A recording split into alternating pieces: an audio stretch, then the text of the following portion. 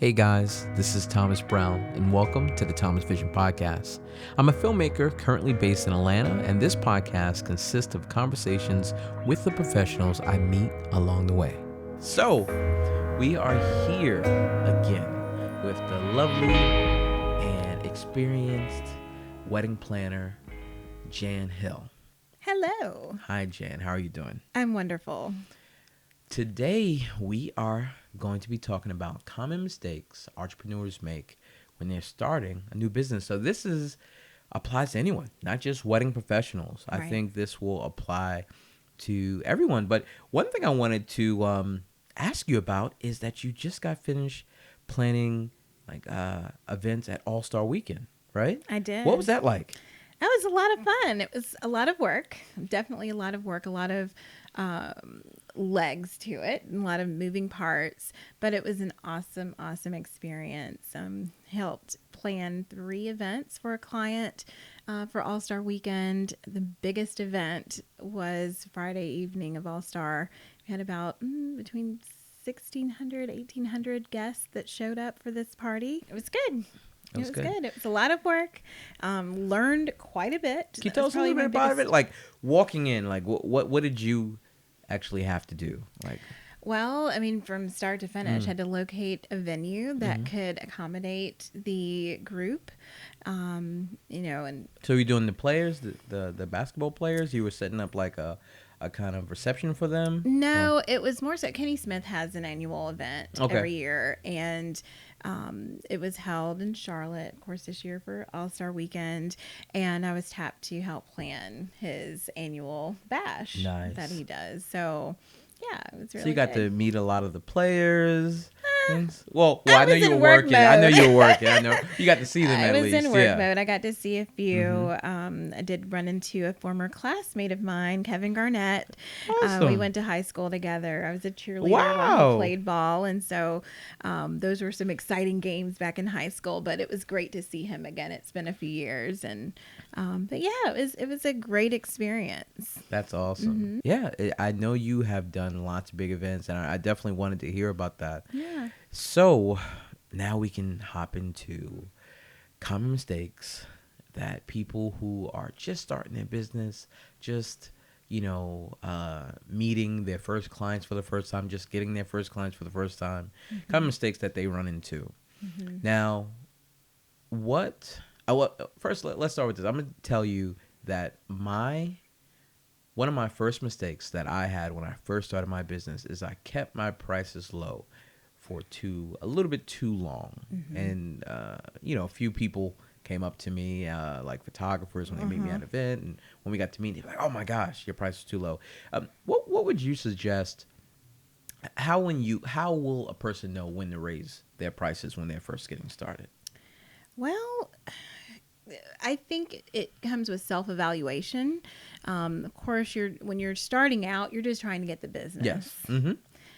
But I think once you've gotten some experience under your belt, it's important to sit and really evaluate what you're doing, and think about the time that it takes to put into the services that you provide, and then do some, I don't want to say comparison shopping, but just kind of look at the market that you're in, and see.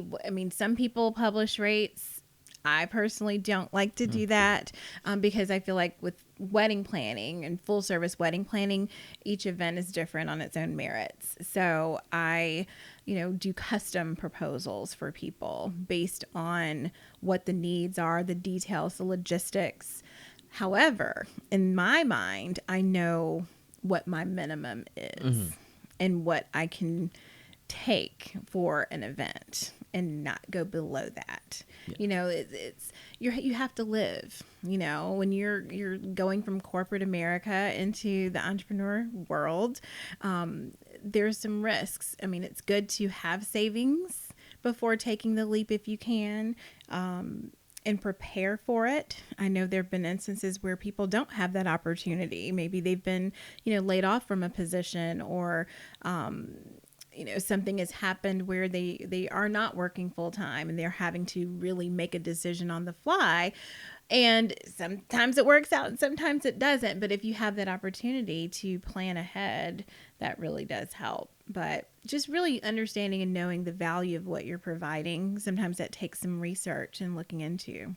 I think that is probably one of the main things that a lot of people who are starting a business don't do is research. Especially, I found a lot of young filmmakers who have come to me have not done a lot of research at all on what other people are charging, what to deliver, turnaround times. They're just kind of going with the flow. And that's one thing I did do is I did do a lot of research on my competitors, on what I would like to do, and what I would like to eventually be charging. I always knew that, but like I said, and when I say for me, it was probably like a year and a half. Right. My price were low, and then after that, I raised them, and really for me, oh no, clients were watching this, but no, probably I probably after that raised my prices maybe like every 5 to 6 months, until I got to a place where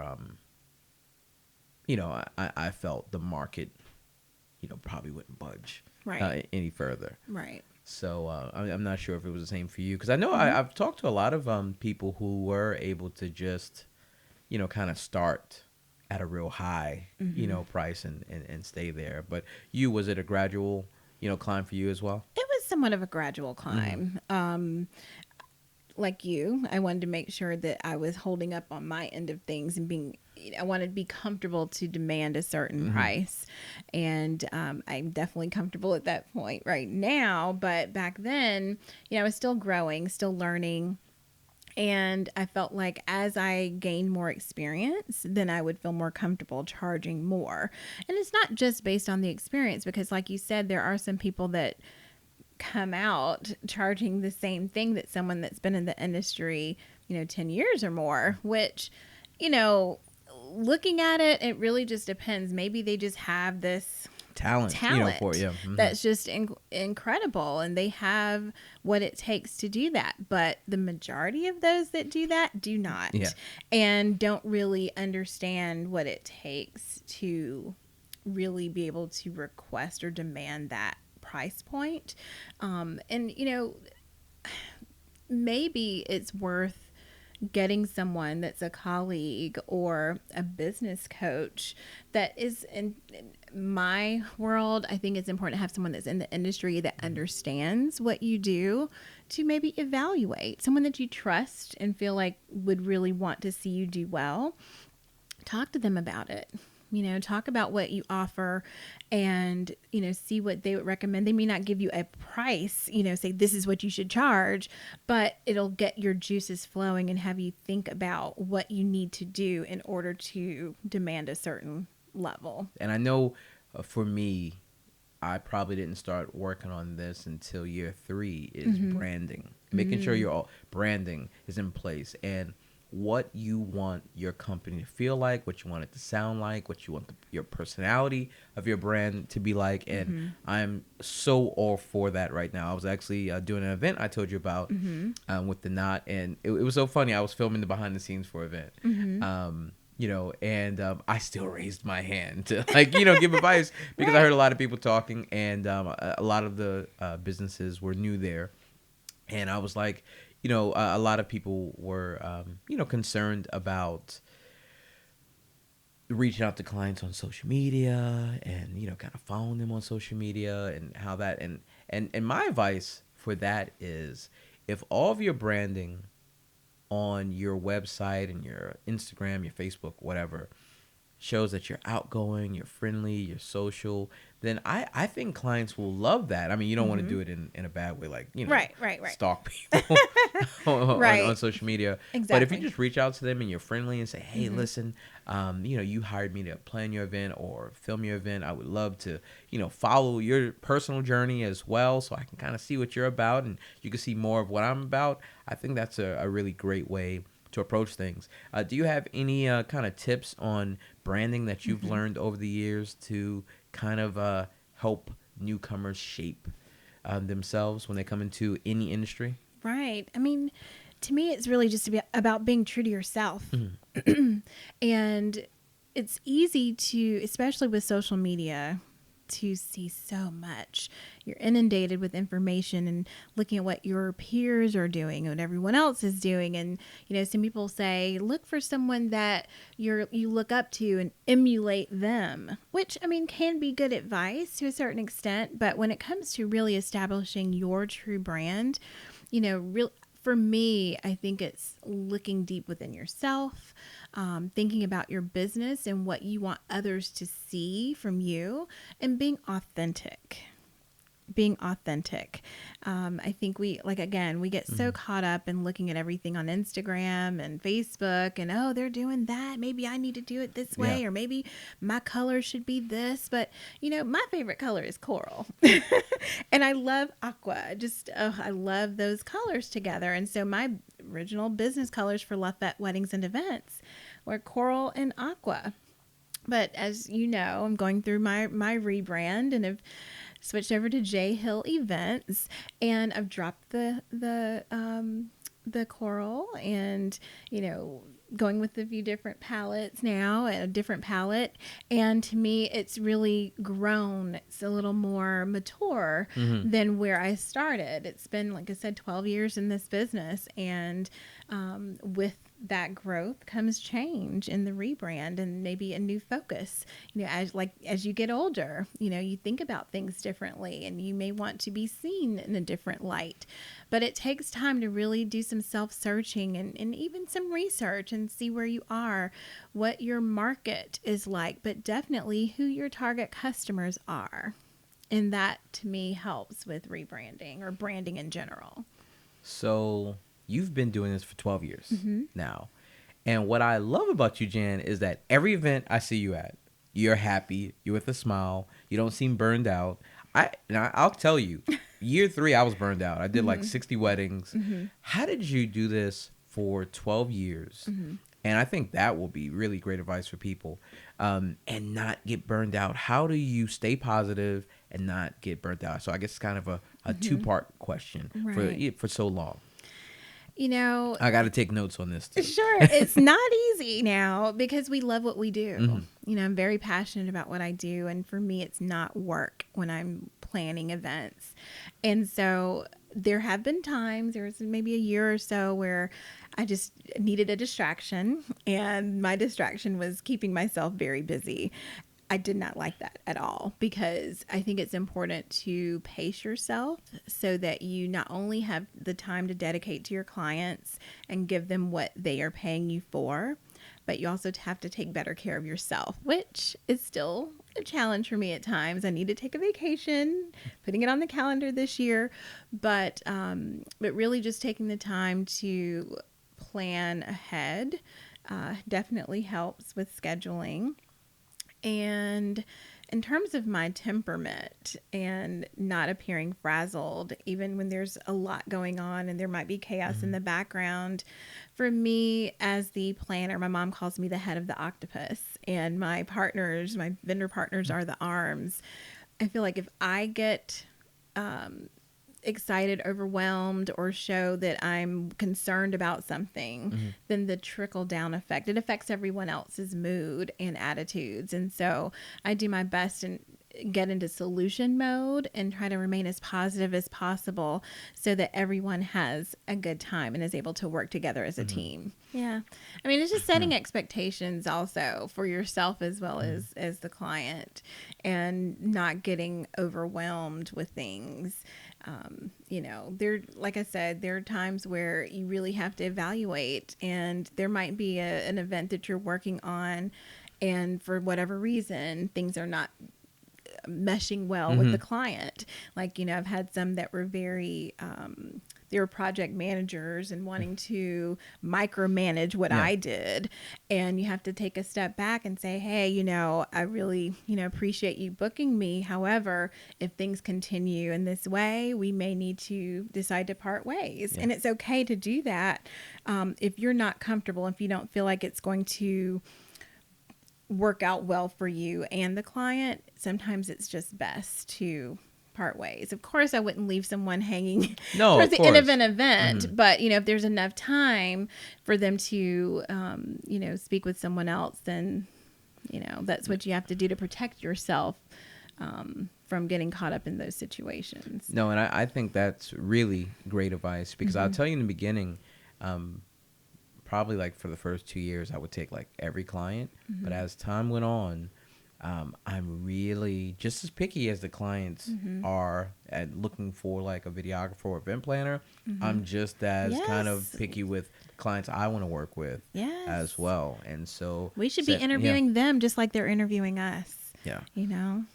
Definitely. So the next thing I wanted to talk about, my thought came back to me, is when you do have a client that, and I know you kind of touched on it, that you have problems with, but if you're going to continue that relationship, Mm-hmm. what are some steps that you have in place? I know for myself, one thing I do, like say after I finish a project, and doing what I do is really creative, and it's really I don't want to say dangerous, but it's really a touchy thing, because sometimes my creativity and how I see something, since I'm filming the event, I'm Right. editing the event, is different, even though myself and the client talked about it, because they have their own imagination.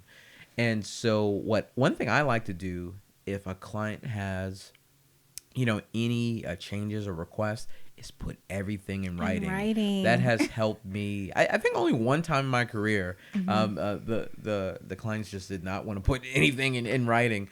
But I stuck to my guns, because Right. I think having things in writing will not only help you communicate with the client better, it will save any arguments or anything later, because you can refer back to it. And it's so hard in this day and age of texting. Everyone wants to text everything. It's so hard to refer back. Listen, I tell Yeah. people, if you want me to remember something or recall something, because I have brides that text me all the time, Mm-hmm. but I'll tell them, listen, if I need to know this, if this is important, please email it to me. You don't know what someone's doing. They could be driving or, in the middle of another event, and you'll try to reference things and send them, but I tell them up front in the beginning of the planning process, if it's something that is important to this process that we need to remember, please put it in an email. And then, like you said, if there are things that have come up or it's in a discussion, follow up with an email that says, per our discussion on such and such date, this is what was discussed, and bullet point everything, and then you have it.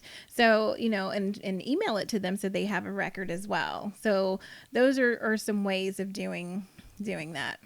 So I'm glad you mentioned that, because email, bullet points, but when you said the bullet points, what really came to mind too was the agreement. The agreement is so important. And I know so many new videographers, I cringe when they tell me that they don't have a contract or agreement. Or they'll just send with their an clients. invoice with the services list. I'm like, well, where do you sign? Like, what?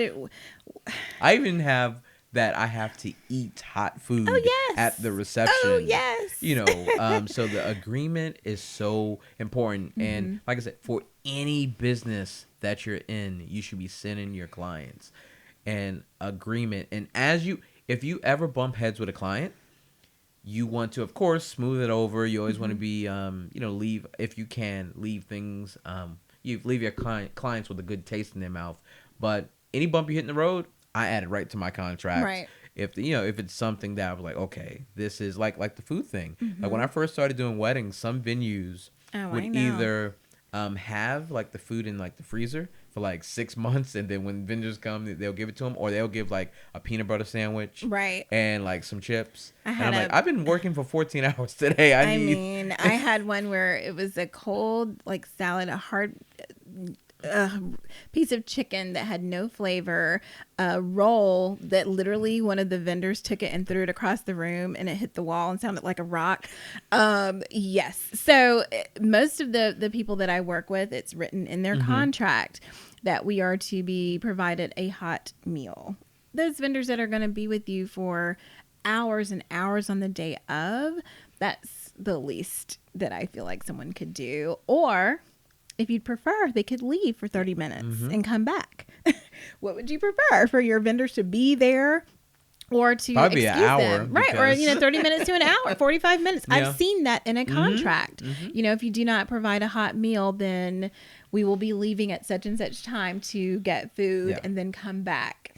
So, you know. Because I'll tell you, I have filmed a lot of, for people not familiar with it, Nigerian weddings. They have kind of a different flow than certain weddings. You know, there's certain cultural backgrounds where their events tend to work a little bit different, just like South Asian weddings. Yes. So I have been at Nigerian wedding that that sometimes they go a lot longer, for about 12 hours, and when that reception starts and the guests start eating, I'm like, we need to eat right now. It's been 12 hours. I haven't eaten since 8 a.m. in the morning. Goodness, yes. And they're like, oh, we don't know what to do for you. So, but that's why having a planner that knows this, knows these things is so important. I take care of my vendors and try to make sure that everybody has what they need. And, it's also important for people to make sure they're aware of dietary requirements. Someone doesn't eat pork or, or vegetarian, vegan, those types of options. So it's important to put that in if it's not, maybe in your contract, make sure that the planner and the client is aware of what your needs are. Yeah. And I'm good. And I will tell you, maybe I will add that into my agreement. I don't have that I'm a vegetarian in there, but most of the time people have vegetables, so I'll just take my assistant's vegetables and give them my chicken, and we make it work. As long as I have something to eat, I'm fine. Yes. So I don't know. Is there? We're about done now. Is there any other things that you would recommend to new people starting a business? We talked about your branding. We talked about agreements. We talked about the importance of communicating via email and having things in writing.